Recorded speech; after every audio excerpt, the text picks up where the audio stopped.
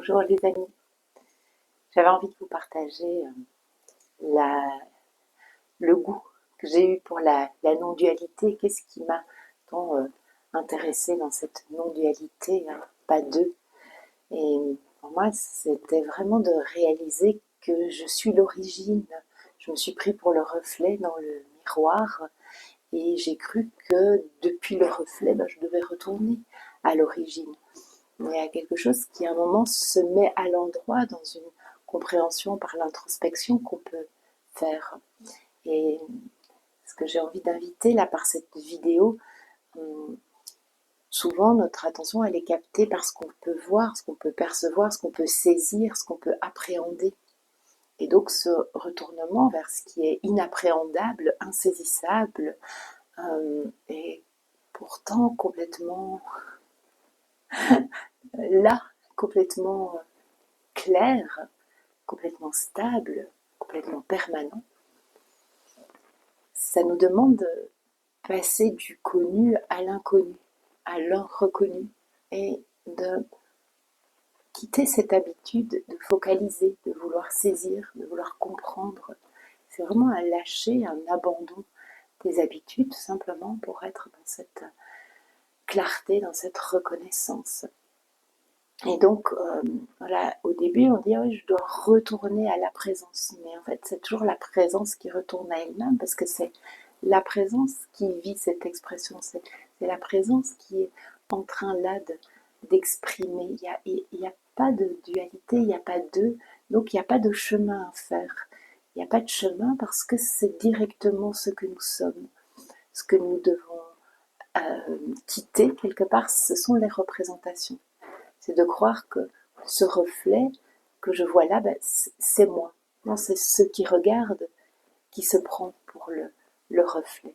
Donc ce qu'on appelle des fois le retournement, la bascule, c'est simplement la reconnaissance que le soi est le soi, que la présence est la présence. Donc cette bascule que nous faisons, ce retournement, c'est la réalisation.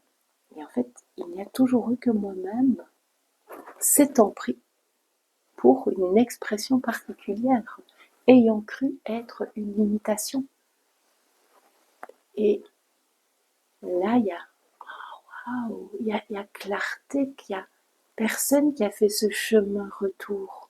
C'est depuis où je cherche que je suis. Et donc, ce qui est cherché est ce qui cherche. Et c'est là où, à un moment, tu vois que non, il n'y a pas deux en réalité.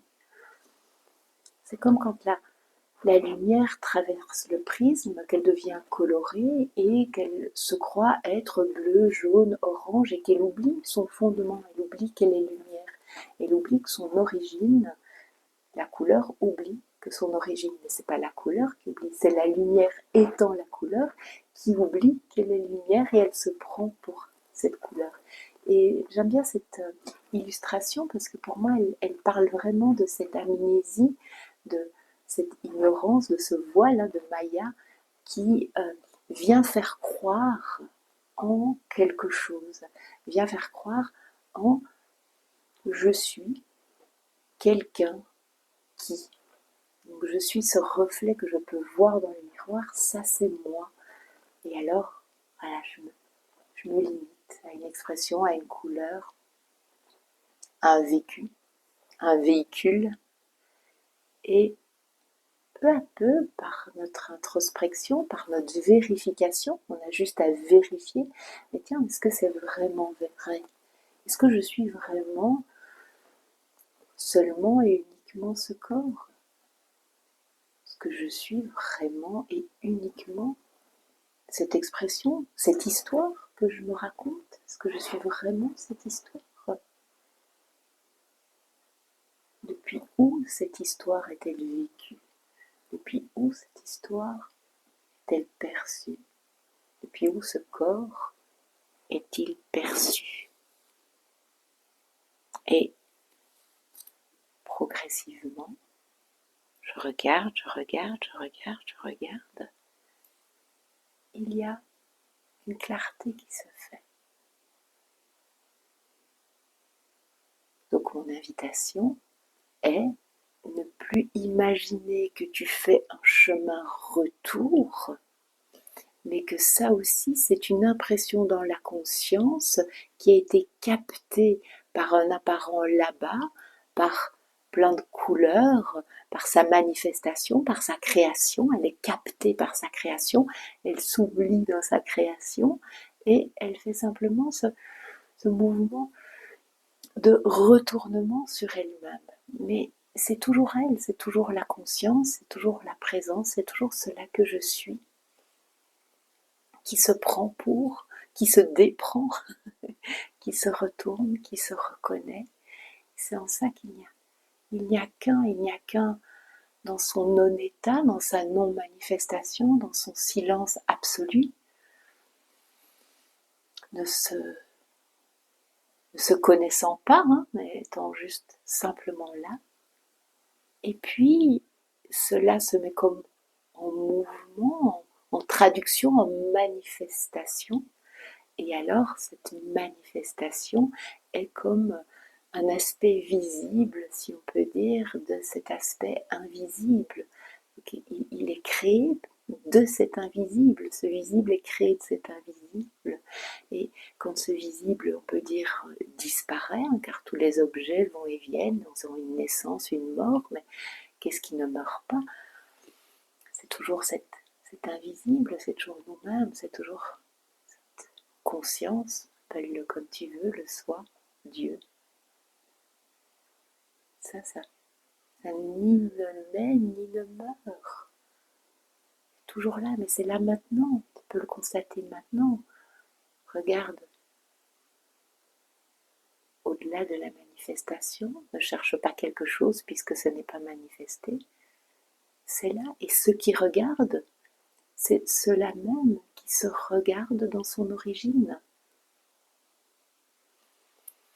Et donc il n'y a pas un toi séparé qui doit quitter, faire quelque chose pour devenir. Tu es déjà ça maintenant. Et tu peux réaliser par ce simple fait, comme Douglas Harding aussi nous le propose, de pointer en cette direction.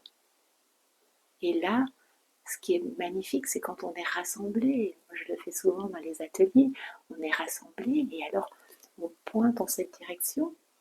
Et quand on pointe en cette direction, tous, la traduction approximative, parce que les mots sont approximatifs, mais la traduction approximative qui se donne, c'est là où on est. On est d'accord par la résonance. On est d'accord par la résonance que là, il y a un espace illimité,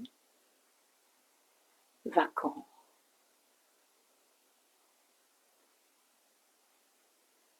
Il n'y a pas de temps.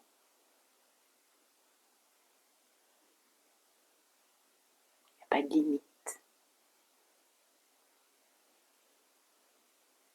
C'est silencieux.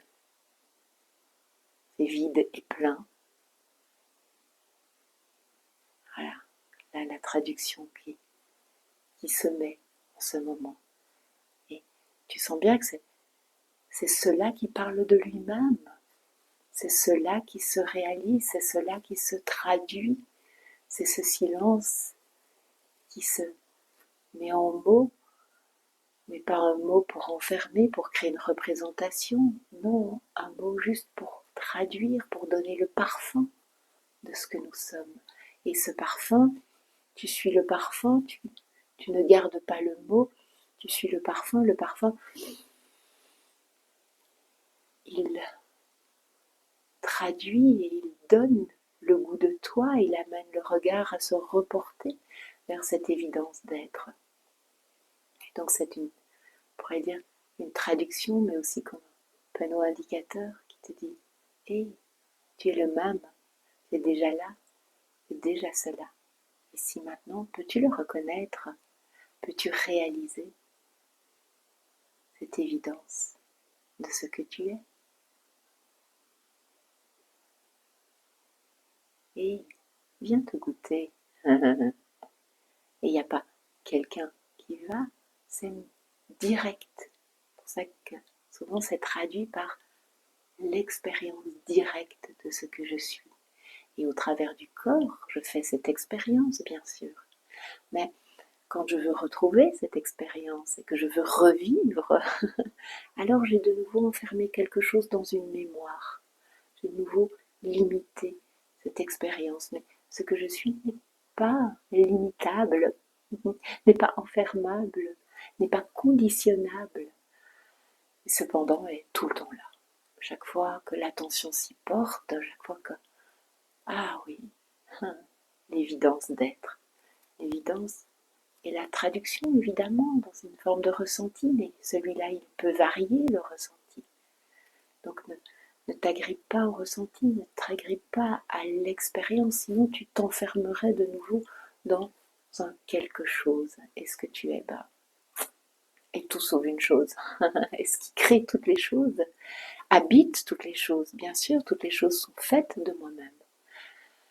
Mais je ne peux pas me représenter par une de ces choses, car je ne suis pas cette limitation.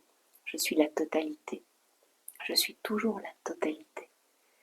Et si je me regarde, je me regarde, je regarde la chose.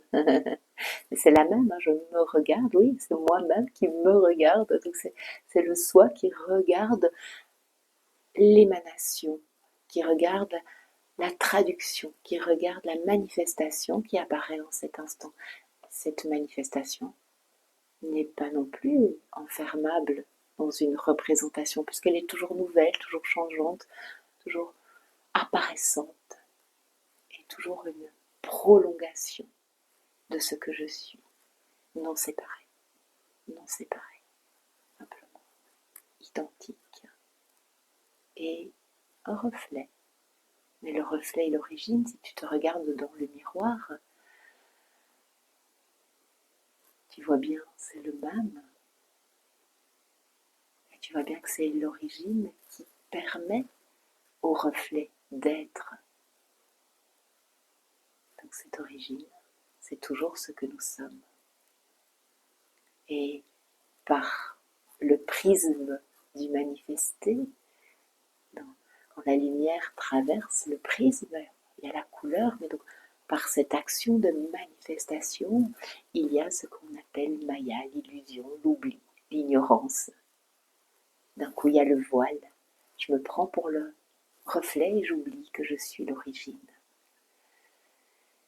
Et ça joue un moment, jusqu'à ce que la clarté se fasse. Elle peut se faire soudainement, elle peut se faire par succession de voiles. Pour moi, c'était vraiment une succession de voiles qui sont tombés. Et j'avais l'impression, j'allais écouter Moji, j'étais là, j'étais face à Moji, j'écoutais Moji, et j'avais vraiment l'impression de ne rien faire, de ne pas vouloir saisir, comprendre. La sensation, c'était d'être comme un buvard qui s'imprégnait d'encre. Et après, il n'y avait plus de buvard, il n'y avait plus que l'encre. Et en fait, la réalisation qu'il n'y a jamais eu de buvard, qu'il n'y a toujours eu que l'encre, mais comme il y avait la croyance d'être un buvard, alors il y avait cette imprégnation de l'encre. Mais pour réaliser qu'en fait, il n'y a jamais eu de buvard, là, c'était une idée. J'étais un buvard, j'avais besoin d'être imprégné d'encre. Et en fait, ça m'a juste réalisé, je suis l'encre qui a imprégné ce buvard. Moji n'est pas quelqu'un qui a parlé à quelqu'un. Moji était l'encre, mais j'étais déjà l'encre. Il a révélé l'encre. C'est comme si l'encre, en apparence, était effacée. Mais elle n'était pas du tout effacée, l'encre. Elle était toujours là, mais elle a été révélée par le maître. Et à un moment, dans cette réalisation, j'ai envie de dire, Moji est tombé de son piédestal, si on peut dire, parce qu'il y avait encore un quelqu'un là-bas. Et il n'y avait plus de quelqu'un là-bas, c'était le même, c'était la même essence. Il n'y avait pas eu un quelqu'un là-bas, c'était juste simplement, je me parlais à moi-même. Et quand je lisais Nisargadatta Maharaj, qui était l'autre maître qui m'a dégommé illusion, c'était ça, c'est je me parlais de l'intérieur. En fait, je me rappelais de l'intérieur qui j'étais. Et voilà, c'est à ça que cette vidéo t'invite aussi, c'est à te rappeler de l'intérieur. Rappelle-toi de l'intérieur de qui tu es. tu l'es maintenant.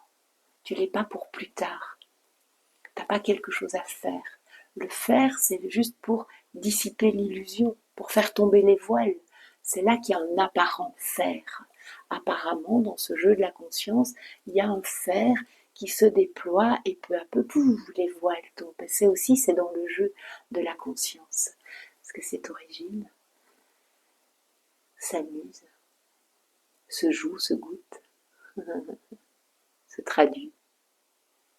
Et c'est beau, toutes ces couleurs qui traduisent ce que nous sommes, tous ces, entre plein de guillemets, enseignants. Il n'y a pas d'enseignants, il y a la conscience qui joue, toujours. Et voilà, elle se traduit au travers de plein de couleurs, de plein d'expressions, de plein de parfums. Mais tous ces parfums qui traduisent ce que nous sommes sont déjà ce que nous sommes tous. Il n'y a que cela, il n'y a que cela non séparé. Il n'y a que cela toujours. Il n'y a toujours que moi-même. Jouant à se prendre pour toutes les couleurs infinies, tous ces parfums. C'est beau, c'est magnifique.